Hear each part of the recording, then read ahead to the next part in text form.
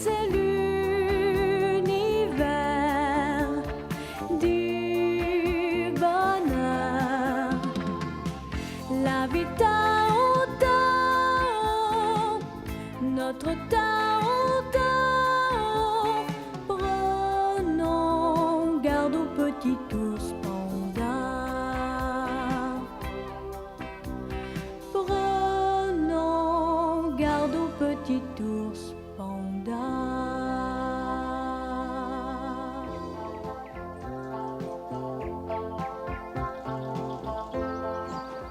Quelle splendide journée ensoleillée! Heureusement, il ne pleut plus. Oh, quelle joie! J'aperçois Tao Tao et Kiki là en bas, avec le petit renard. Oh! C'est moi qui l'ai trouvé. Et après? Je veux que tu me le rendes. Oh, tu peux courir. Je m'amuse bien avec ça, regarde. Il fait des éclairs. Je le sais. C'est même pour ça que je l'ai voulu.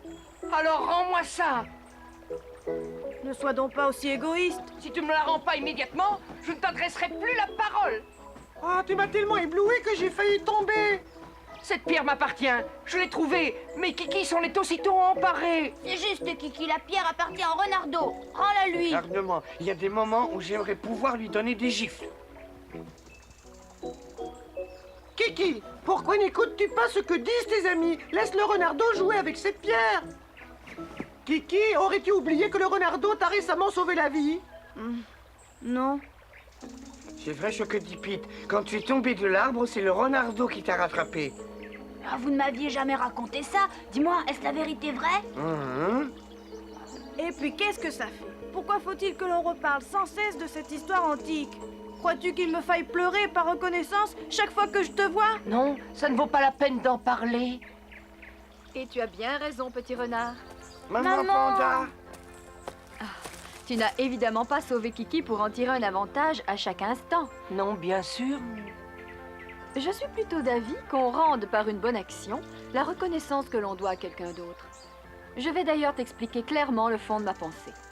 Je vais te conter une histoire qui t'ouvrira les yeux. Les 3 lièvres dont je vais vous parler étaient sans doute aussi bien disposés et aussi généreux que notre jeune ami le renardeau. Ces petits lièvres vivaient dans un pays lointain. Ils étaient frères et sœurs, Baron et Peter les garçons, et Sally la fille.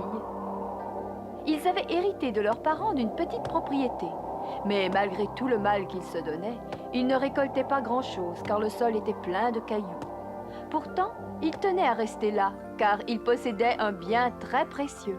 Devant leur maison, il y avait un arbre qui était un arbre extraordinaire. Il étincelait au soleil, à tel point qu'on aurait pu croire que ses fruits étaient des diamants. Ces fruits avaient un pouvoir magique. Quand un malade en mangeait, il était aussitôt guéri.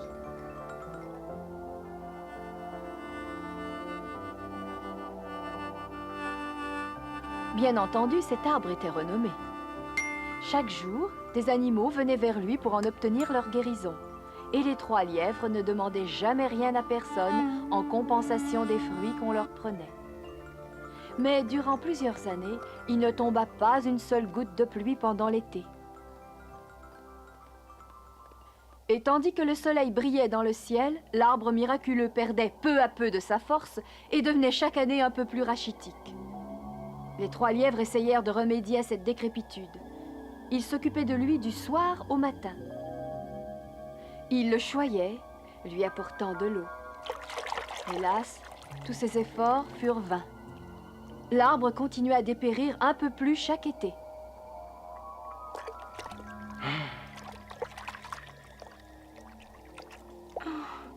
Excusez-nous, mais nous n'avons plus d'eau.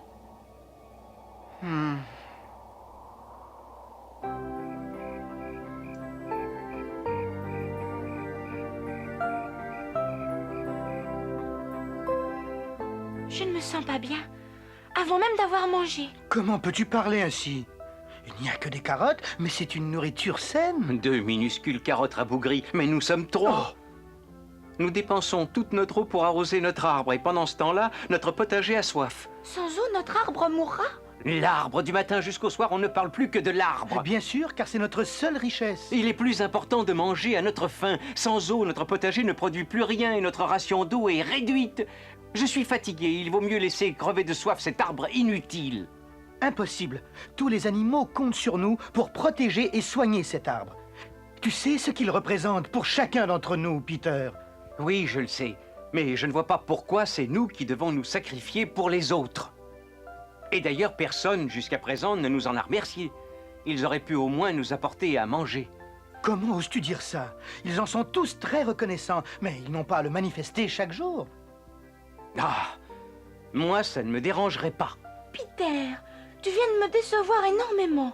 Nos parents nous ont confié cet arbre et c'est notre devoir de le soigner. Or, tu sais qu'on ne doit jamais négliger son devoir. Tout ça, ce sont de grands mots pour rien.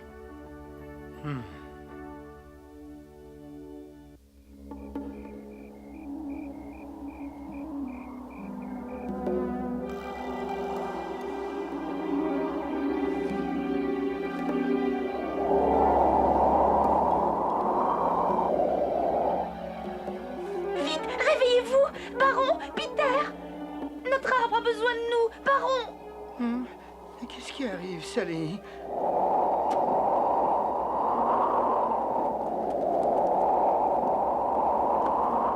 Oh là là!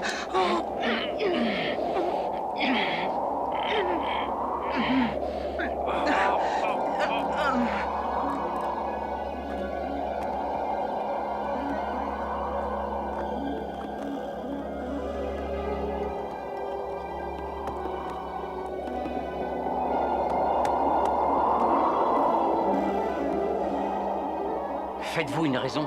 C'est la fin. Il ne survivra pas à cette tempête. Ses racines sont beaucoup trop faibles. Il est inutile de gaspiller davantage d'eau. Cesse de nous décourager, Peter. Nous continuerons à le soigner. Nous le sauverons. Je ne te comprends pas, Peter. Tu n'as pas de cœur. Nous n'abandonnerons pas notre arbre et à force de soins, il portera encore des fruits.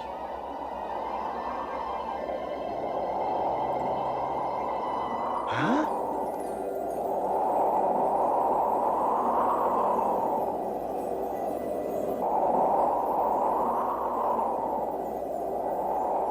Ce n'est pas une étoile filante? Oh non, c'est beaucoup trop près.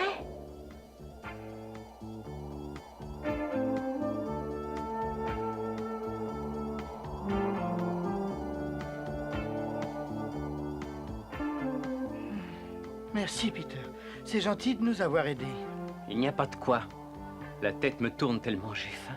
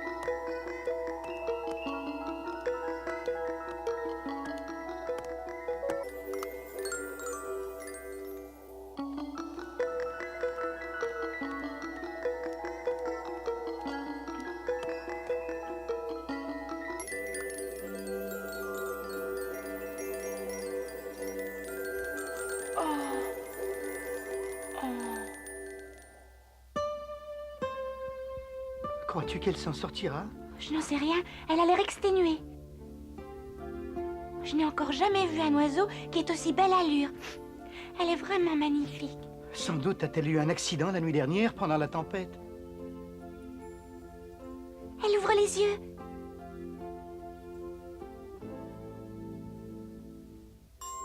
Je vous remercie de m'avoir sauvé, de m'avoir amené chez vous. Est-ce bien sa voix? Est-ce bien elle qui nous parle ainsi?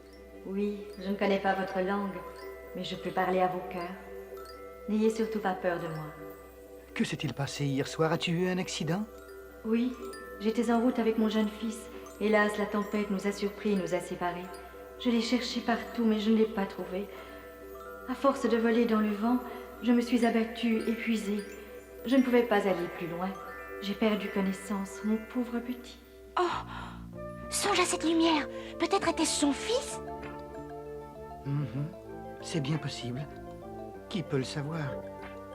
Si vous savez où il est, conduisez-moi jusqu'à lui. Je vous en prie, montrez-moi le chemin. Je me fais du souci pour mon fils. Tu es encore trop faible. Nous allons te chercher pour toi.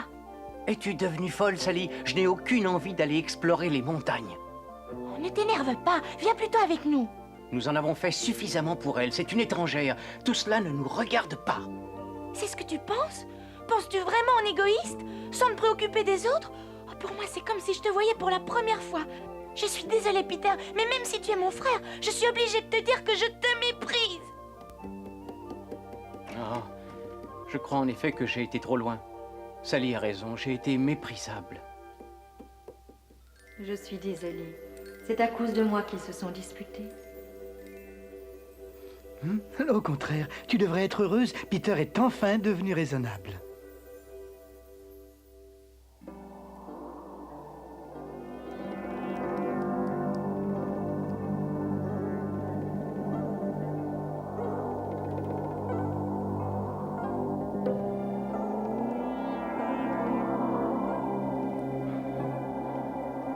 Oh, Peter!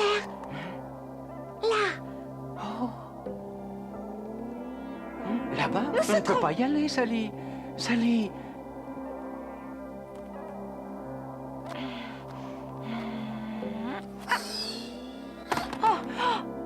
Viens, Peter! C'est pas aussi difficile que tu croyais. Attends, Sally, je vais t'aider.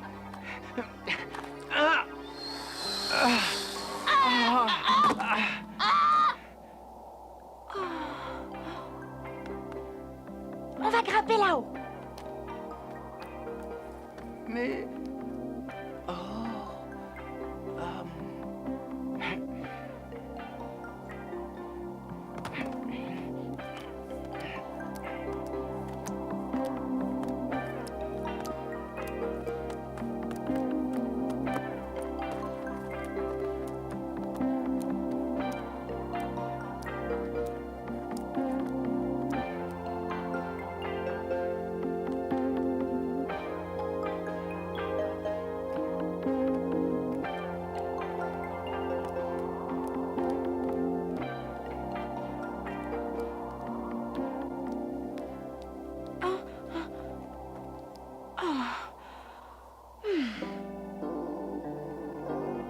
Combien de temps te faudra-t-il pour te rendre compte que tout ça ne sert à rien? Tu vas pas recommencer.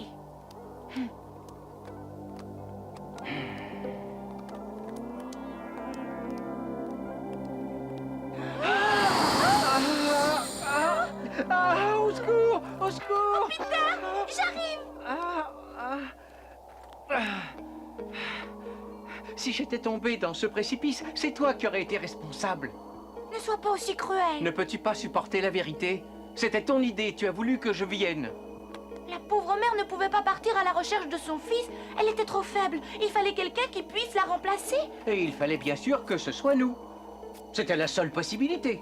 Toi et Baron, vous êtes toujours prêts à vous sacrifier pour les autres, qui eux ne font rien pour vous. Oh, qui parle de sacrifice? Nous aimons aider les autres. C'est agréable. Moi, je trouve ça désagréable, mais vous vous en moquez. Ah oui? Va-t'en, Peter, et retourne à la maison. Je n'ai plus besoin de toi. Hein?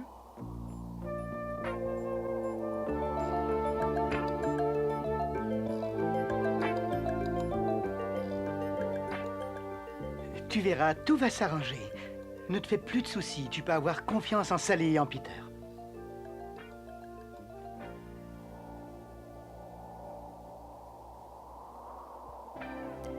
Es-tu fatigué ou peux-tu encore continuer? Oui, oui, ça ira, Peter, merci bien. On sera bientôt en haut. Continuons. Bien.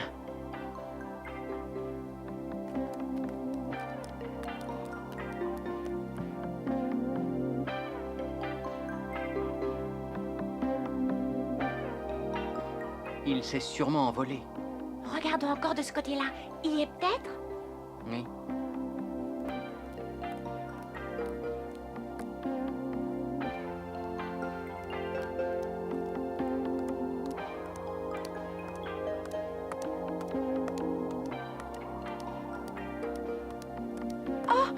Qu'y a-t-il? Ça ne va pas?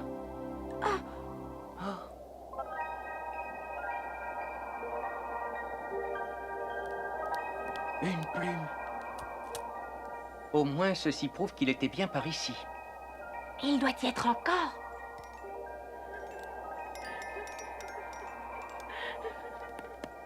Tu vois, Peter, ça valait quand même la peine. Oui.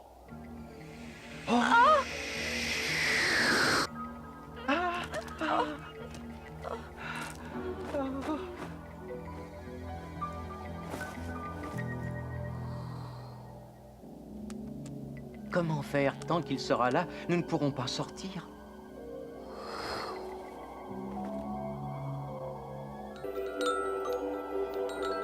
Je ne comprends pas pourquoi il ne s'enfuit pas. S'il reste à la même place, c'est peut-être parce qu'il est gravement blessé.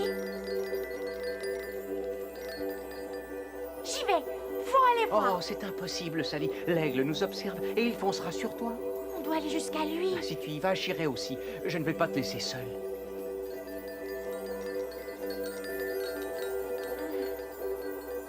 Allons-y. Oh, Sally! Reviens! Je savais bien qu'il nous guettait. Il ne nous lâchera pas. Dans ces conditions, il faut que l'un d'entre nous le distrait. Attends mon signal. Quand je crierai « Vas-y », tu devras courir le plus vite possible. Je le ferai. Oh, hé, je suis ici, viens me retrouver. Es-tu myope? Tu ne me vois pas?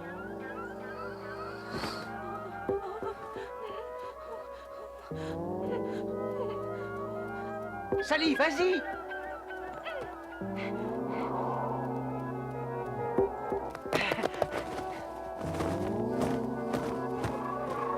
Oh, hé, je suis là, je t'attends, viens me voir.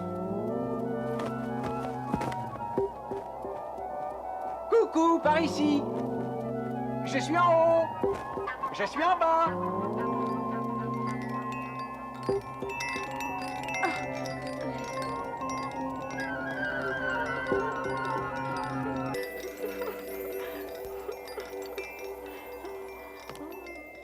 N'aie pas peur, je suis venue pour t'aider.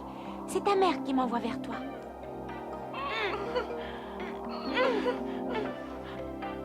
Oh, je n'y arriverai pas. Oh, comme ça non plus.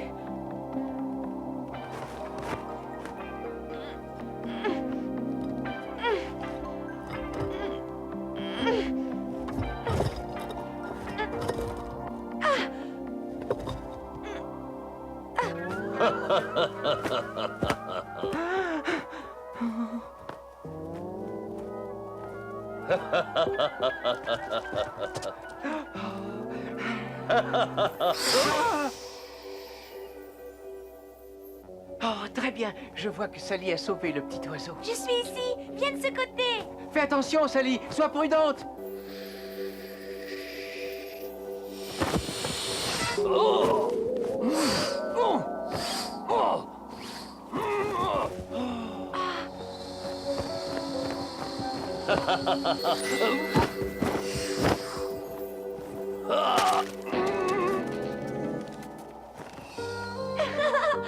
Il est battu. Oui, étonnant.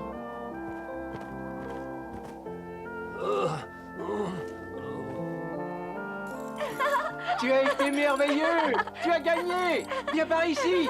Nous allons te conduire chez nous, ta mère t'y attend!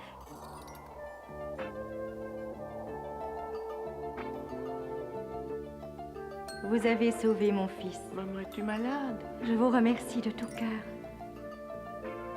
Oui, elle est malade. Et nous n'avons plus de fruits miraculeux.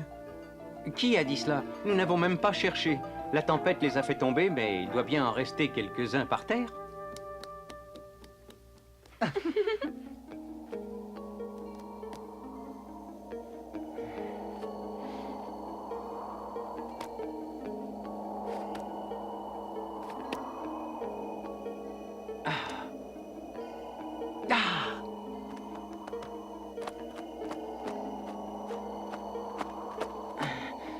C'est bien ce que je pensais.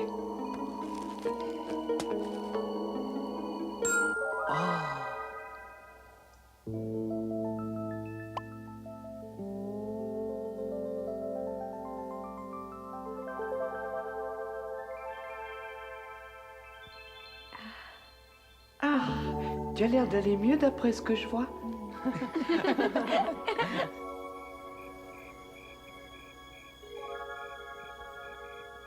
Non seulement vous m'avez sauvé la vie et rendu la santé, mais en outre vous avez sauvé mon fils.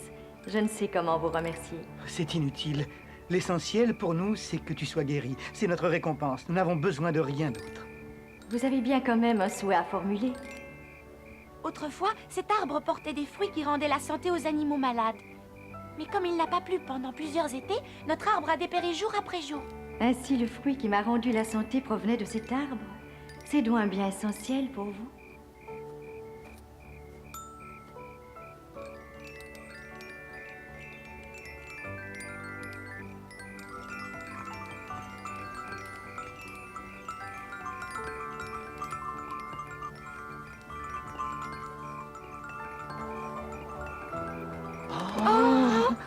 Je veux ainsi vous prouver ma reconnaissance.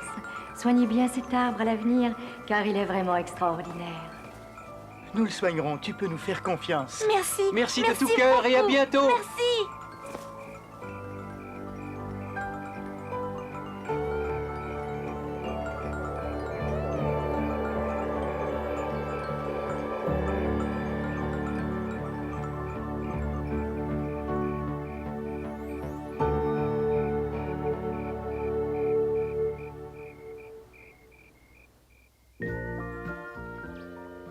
Les 3 lièvres furent récompensés sans qu'ils aient réclamé une compensation pour leur bonne action. Tu comprends? Tu es un bon petit renardeau. Et toi, qu'en penses-tu? Excuse-moi, Renardo, je me suis conduit comme un idiot. Ça va bien, ce n'était pas très grave. Tiens, je te rends ta fameuse pierre. Tu peux la garder si tu veux, je te la donne. Non, non, prends-la puisqu'elle est à toi. Vous pariez qu'ils vont se disputer? Merci. Celui qui veut s'amuser avec cette pierre peut me l'emprunter.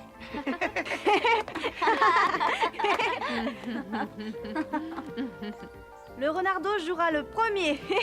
Après, ce sera mon tour. Après, ce sera Tao Tao, ensuite Pou, et moi après. Non, avant toi, ce sera le tour du Renardo. C'est vrai? Oui. Dommage. La prochaine fois que les enfants viendront me demander une histoire, je leur raconterai celle des 3 petits écureuils, Hugues, Louis et Larry.